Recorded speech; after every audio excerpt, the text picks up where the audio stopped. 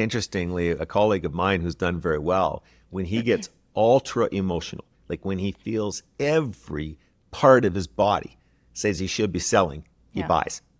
Good. And so he has been able to harness the power of his emotions by going against them. And he's done very, very well. The premier example was in March of 2009, when he said he literally wanted to hit the sell button on his entire portfolio. And because it was so strong an urge, he put the cash he had into the market. And of course, the markets went on a roaring rip.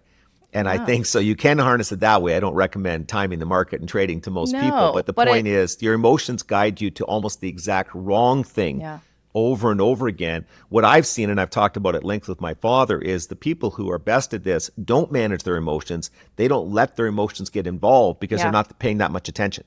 So most of the best investors I know have kind of set it and forget it. And they'll look at it every so often just to make sure things are moving along and for comfort reasons, but they're not looking at it on a daily basis, even monthly. They're looking at it on an annual basis, and that seems to be a good formula for success. But when it comes to finances, you actually have to do everything opposite to your instinct. And you have to recognize, ooh, why am I feeling really anxious or really, intense emotions, this fight or flight emotion? How do I deal with that? And you got to recognize that. Maybe you got to think about where's that stemming from. Got to remember the age-old advice is like, do nothing, just stand there, and then do the opposite. Or, sometimes that is too difficult because that is like, wow, you've got your emotions on lock when you're able to buy more instead of sell.